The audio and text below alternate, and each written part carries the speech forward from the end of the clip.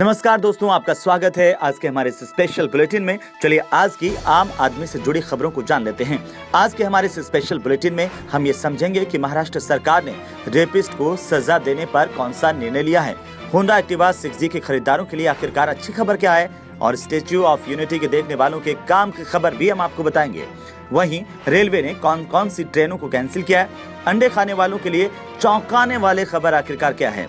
खाने के तेल की कीमतों की और साथ में नई खबरें कौन सी है ये भी जानेंगे। वहीं इंडिया पोस्ट पेमेंट बैंक ने कौन सा ऐप लॉन्च किया है, क्या है आखिरकार सरकार का नया प्लान। ऐसी तमाम और आम आदमी से जुड़ी खबरें हम आपको हमारे इस खास बुलेटिन में बताएंगे।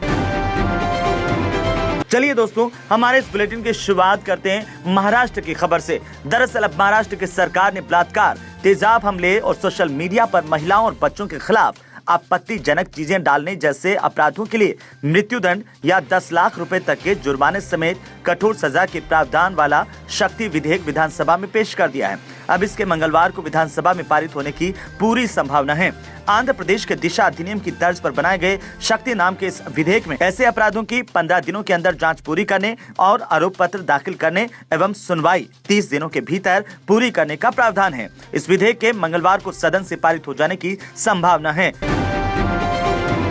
दोस्तों, अगर आप होंडा एक्टिवा 6G खरीदने की सोच रहे हैं तो ये खबर आपके बड़े काम की है। दरअसल भारत के लोकप्रिय स्कूटर होंडा एक्टिवा के 6G वर्जन को लेकर दिसंबर में कंपनी कैशबैक योजना के साथ इसे उपलब्ध करवा रही है।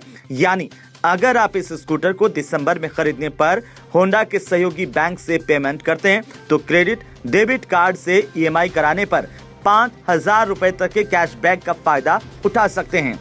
अब आप हाइपोथेशन और डॉक्यूमेंटेशन की प्रक्रिया की परेशानी के बिना इस महीने होंडा एक्टिवा 6G आसानी से खरीद पाएंगे।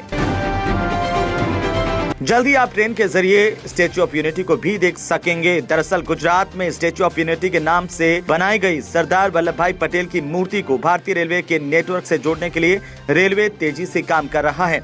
रेल मंत्री पीयूष गोयल ने ट्वीट करके इस बात की जानकारी दी कि सरदार वल्लभ भाई पटेल की स्मृति में बनाई गई स्टैच्यू ऑफ यूनिटी के दर्शनों के लिए केवड़िया रेल लिंक बनाया जा रहा है। इसके डभोई चांदोद सेक्शन पर 130 किलोमीटर प्रति घंटे की रफ्तार से ट्रेन दौड़ाकर सफल ट्रायल भी कर लिया गया है। केवड़िया स्टेशन के बन जाने से इस क्षेत्र के विकास में गति आएगी और पर्यटकों की संख्या भी बढ़ेगी।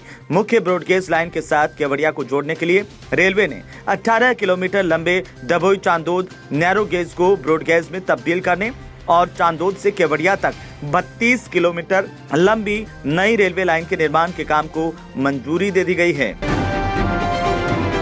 चलिए दोस्तों, आगे बढ़ते हैं अगली बड़ी खबर की ओर जो जुड़ी है भारतीय रेलवे से। दरअसल देश के कई हिस्सों में कोहरे के चलते इंडियन रेलवे ने 31 दिसंबर तक कई ट्रेनें कैंसिल कर दी हैं। अगर आपने यात्रा का प्लान बनाया है तो उससे पहले आप अपनी गाड़ी का स्टेटस जरूर चेक कर लें। इसके साथ ही कई ट्रेनों के समय में भी बदलाव किया गया है, तो घर से निकलने से पहले आपके लिए ये लिस्ट जरूर चेक कर लें। पूर्वोत्तर रेलवे के CPRO पंकज कुमार के मुताबिक इंडियन रेलवे ने 16 दिसंबर से 1 जनवरी तक कई ट्रेनों को कैंसिल किया है, जिनमें गोरखपुर आनंद विहार टर्मिनल ट्रेन संख्या 02571 16 दिसंबर, 20, 23, 27 और 30 जनवरी, 3, 6, 10, 13, 17, 20, 24, 27 और 31 के बीच की सभी बुधवार और रविवार को चलने वाली ट्रेनें रद्द रहेंगी। इसके अलावा आनंद विहार टर्मिनस गोरखपुर ट्रेन संख्या 02572 17, 21, 24, 28 और 31 दिसंबर के साथ ही 4, 7, 11, 14, 18, 21, 25 और 28 जनवरी के बीच सभी सोमवार और गुरुवार को रद्द रहेंगी। गोरखपुर कानपुर अनवरगंज ट्रेन संख्या 05004 16 दिसंबर से 31 जनवरी तक प्रयागराज रामबाग से कानपुर अनवरगंज के बीच और कानपुर अनवरगंज गोरखपुर ट्रेन संख्या 05003 16 दिसंबर से 31 जनवरी तक कानपुर अनवरगंज प्रयागराज रामबाग के बीच रद्द रहेंगी। फार्मर बिल के खिलाफ चल रहे प्रदर्शन की वजह से भी रेलवे ने कई ट्रेनों को कैंसिल किया है। जैसे 13 दिसंबर को चलने वाली अमृतसर दरभंगा ट्रेन संख्या 05212 को कैंसिल किया गया है। अमृतसर जयनगर अंबाला ट्रेन संख्या 04652 और जयनगर अमृतसर अंबाला ट्रेन संख्या 04651 निरस्त कर दी गई है। आपको बता दें कि इन दोनों ही ट्रेनों का संचालन अमृतसर अंबाला के रूट पर निरस्त किया गया है। दोस्तों, अगर आप अंडे खाने के शौकीन हैं तो इस खबर को जरा ध्यान से समझिए। वैसे तो अंडे को सेहत का खजाना बताया जाता है। जो कि डाइटिंग करते हैं या फिर बॉडी बनाते हैं, वे लोग शौक के तौर पर अंडा खाते हैं। इसमें प्रोटीन, मिनरल्स, विटामिन और हेल्दी फैट जैसे कई पोषक तत्व पाए जाते हैं। लेकिन क्या आप जानते हैं कि जरूरत से ज्यादा अंडे खाना सेहत के लिए नुकसानदायक भी हो सकता है। चीन की एक मेडिकल यूनिवर्सिटी और कतर यूनिवर्सिटी की एक स्टडी में पाया गया है कि अगर आप हर दिन 1 से ज्यादा अंडे खाते हैं तो इससे आपको डायबिटीज होने का खतरा 60% तक बढ़ सकता है।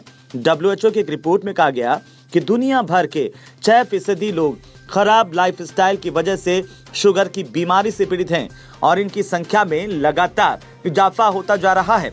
इसीलिए आपको डायबिटीज के खतरे से बचने के लिए अपनी लाइफस्टाइल और खान पान की आदतें दोनों में बदलाव करना होगा। दोस्तों, आने वाले साल में खाने का तेल महंगा हो सकता है। दरअसल भारत में पाम तेल का आयात नवंबर में 8% से गिरकर 5 महीने में सबसे कम हो गया है। इसके अलावा वनस्पति तेलों का आयात नवंबर में 2% घटकर 11.02 लाख टन रह गया है। आपको बता दें कि इससे आने वाले दिनों में खाद्य तेल महंगा हो सकता है। Solvent extractors association of India ने एक बयान में कहा है कि वनस्पति तेलों का आयात नवंबर 2020 में 11,02,899 टन रहा, जो कि नवंबर 2019 में 11,27,220 टन था। इस बयान के मुताबिक खाद्य तेलों का आयात पिछले साल नवंबर के 11,04,24 टन के मुकाबले घटकर नवंबर 2020 में 10,83,329 टन रह गया है। इसी अवधि में गैर खाद्य तेलों का आयात भी 26,796 टन से घटकर 19,570 टन रह गया है। कारोबारियों के मुताबिक कोरोना वायरस महामारी के प्रकोप के चलते इस मांग में ये कमी आई है। भारतीय डाक ग्राहकों के लिए बेहद खास ऑफर लेकर आया है। दरअसल इंडिया पोस्ट पेमेंट बैंक ने डाक विभाग के साथ मिलकर डिजिटल पेमेंट ऐप डाक पे लॉन्च किया है।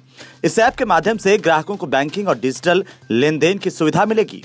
इस ऐप को UPI से जोड़ा गया है, जिसका मतलब है कि ग्राहक डाक पे के माध्यम से गूगल पे, फोन पे और दूसरे पेमेंट ऐप्स की तरह ही डिजिटल लेन देन कर पाएंगे।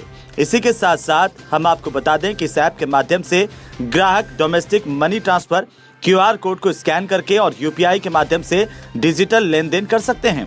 इस पेमेंट ऐप के जरिए यूजर घर बैठे हुए सेवाओं का लाभ और यूजर को डाक उत्पादों की सेवाएं भी ऑनलाइन मिलेगी।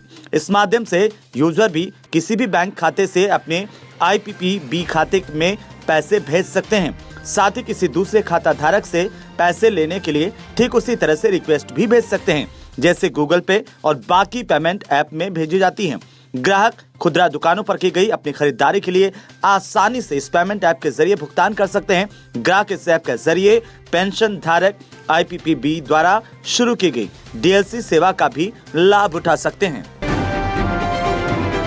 दोस्तों, अगली बड़ी खबर रेहड़ी पटरी वाले दुकानदारों के लिए है। दरअसल इन लोगों को छोटा कर्ज देने के लिए शुरू की गई प्रधानमंत्री स्वनिधि योजना यानी कि स्ट्रीट वेंडर्स आत्मनिर्भर निधि से जुड़े परिवारों को अन्य केंद्रीय कल्याणकारी योजनाओं के लाभ भी दिए जाएंगे। लाभार्थियों और उनके परिवार के सदस्यों की एक पूरी प्रोफाइल तैयार की जाएगी और डेटा के आधार पर विभिन्न केंद्रीय योजनाओं के लाभ भी उन्हें दिए जाएंगे।